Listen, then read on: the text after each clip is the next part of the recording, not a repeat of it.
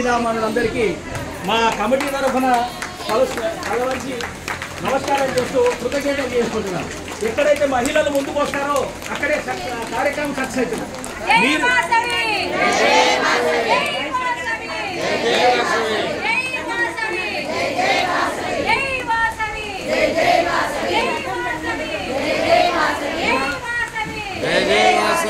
మన కార్యక్రమం ఇంకా పూర్తి కాలేదు.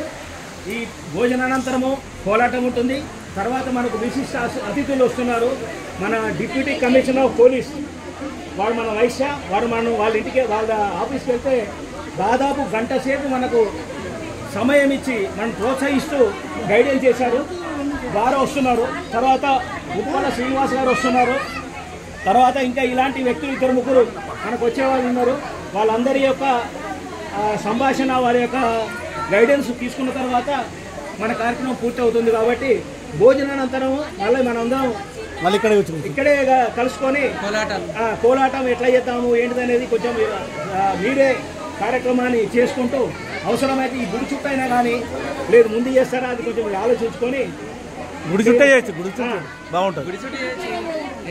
గుడి చుట్టూ చెప్తారా ఏమి అవసరం.